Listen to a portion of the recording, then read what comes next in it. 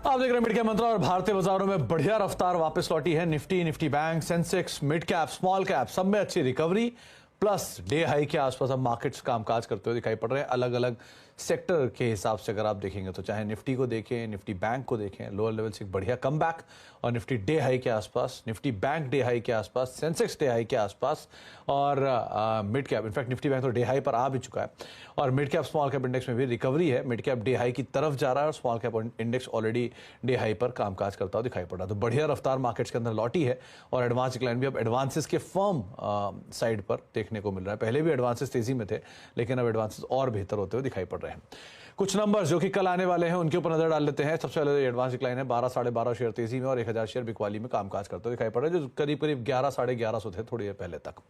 अब कल आने वाले नंबर्स के ऊपर नजर डाल लेते हैं। कल बहुत सारी निफ्टी कंपनियों के नंबर्स भी हैं और प्रोमिनेंट एफएनडो कंपनियों के नंबर्स भी हैं, लेकिन अगर कुछ नंबर्स की बात करें तो श्रीराम फाइनेंस निफ्टी का न्यू एंट्रेंट करीब 5100 करोड़ रुपए के आसपास के एनआई का नंबर अनुमान है बाजार में 4181 करोड़ के सामने और मुनाफे फ्रंट पर भी 1300 करोड़ रुपए के सामने करीब 1500 करोड़ रुपए का मुनाफे का आंकड़े का अनुमान है।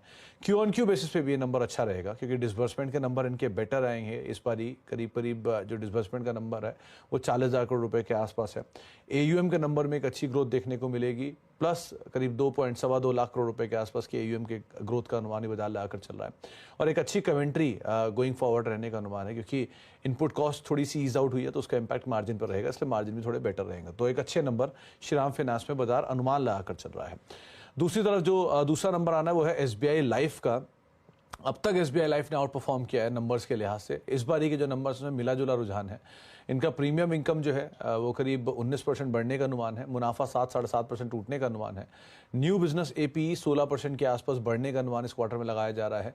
वैल्यू ऑफ न्यू बिजनेस और करीब 2-2.5% बढ़ेगा लेकिन वीएनबी मार्जिन टूटेंगे 31.5% से घट के 28%। हालांकि तिमाही आधार पर इनके वीएनबी मार्जिन के अंदर एक अच्छी ग्रोथ आएगी और तिमाही आधार पर इनका जो न्यू बिजनेस प्रीमियम नंबर है वहां पर भी एक अच्छी ग्रोथ रहने का अनुमान है।